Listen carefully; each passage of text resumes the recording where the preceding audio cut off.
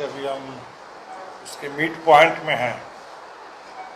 अभी तक जो हम लोगों ने देखा तो ये विशेष सत्र ये अपने आप में संसदीय लोकतंत्र पर एक हमला साबित हो रहा है, उसके साथ एक मजाक दिख रहा है। अब जैसे मोदी जी को ले लीजिए, उन्होंने संसद के बाहर खड़े होकर के कहा कि 2047 तक देश को, भारत को विकसित देश बनाना है और बाकी रोने धोने के लिए तो बहुत समय है, वो आप लोग बाद में करते रहिएगा। तो पूरे देश में जनता की आवाज़, संसद के अंदर कोई गरीबी की बात हो, बेरोजगारी की बात हो, किसानों की बात हो, दलितों की बात हो, आदिवासियों की, मजदूरों की, महिलाओं हैं देश के प्रधानमंत्री। ये अपने आप में दिखा रहा है कि बस वो खुद जो बोलते हैं, खुद सरकार के जो भी इरादा हो, जो भी बिल हो, वही गंभीर मसला है और बाकी जो भी सवाल उठते हैं वो रोना धोना हो गया।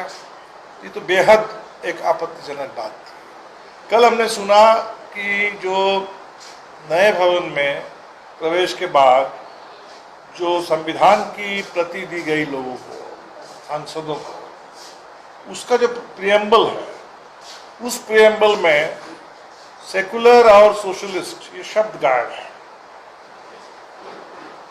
तो सेकुलर, ये बात सही है कि जो ओरिजिनल कॉन्स्टिट्यूशन था उस समय सेकुलर और सोशलिस्ट शब्द नहीं था, बाद में अमेंडमेंट के बाद जुड़े गए। तो वो तो बहुत सारा, जैसे अभी जो महिला आरक्षण बिल है वो 128 नंबर संविधान संशोधन बिल है। तो संविधान हर मामले में तो आप ऐसा नहीं कर रहे हैं कि हम ओरिजिनल जो 49 में संविधान था उसी को, तब संशोधन का मतलब क्या है? तो जब बाकी सारे संविधान संशोधन, उस पर आपकी कोई आपत्ति नहीं है, तो ये प्रियम्बल में बहुत चालाकी से ये सोशलिस्ट और सेकुलर शब्द को हटा देना, ये एक साजिश जैसा बिल्कुल दिखता है। जो अभी मीना जी ने जो बात रखी कि आप महिला आरक्षण के लिए बिल ला रहे हैं, उसका नाम आप देख लीजिए कि नारी शक्ति बंधन अधिनियम, और हमको तो देख करके लगा कि ये नारी शक्ति बंधन के नाम पर आप धोखा कर रहे हैं।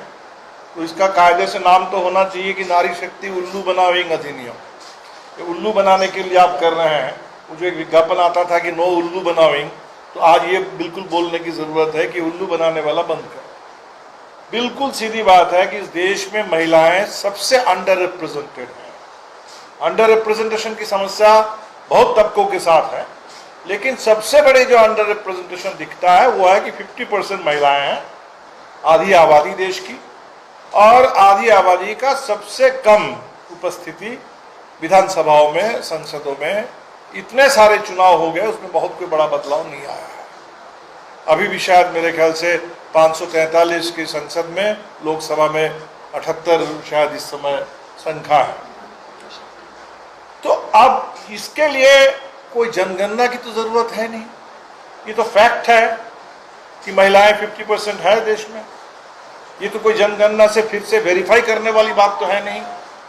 तो जहां फैक्ट है कि महिलाएं 50% है, और ये भी फैक्ट है कि अभी तक हमारे देश में संसदीय लोकतंत्र में महिलाओं की उपस्थिति बहुत कम, 10%, 15% के इर्द गिर्द रहा है मैक्सिमम, कभी कभी उससे भी नीचे चला जाता है। तो उस स्थिति में उसको ठीक करने के लिए अगर महिला आरक्षण है, इसको परिसीमन से जोड़ देना, इसको जनगणना के साथ जोड़ देना, ये अपने आप में दिखा रहा है कि सरकार इस मसले पर ये दरअसल कार्ड खेलना चाहती है। चुनाव से पहले एक जुमला, चुनाव से पहले महिला आरक्षण के नाम पर जो पॉलिटिकल कार्ड खेला जाता है, ये कार्ड खेलने वाला मामला है। नहीं तो 2024 के चुनाव में तत्काल प्रभाव से इसको लागू करना चाहिए। अभी भी वक्त है। हम चाहेंगे कि संसद में जब इस पर बहस हो रही है, जो बिल जब पारित हो वो इसी ढंग से पारित हो कि ये बिल तत्काल प्रभाव से लागू होगा, 2024 से इसको लागू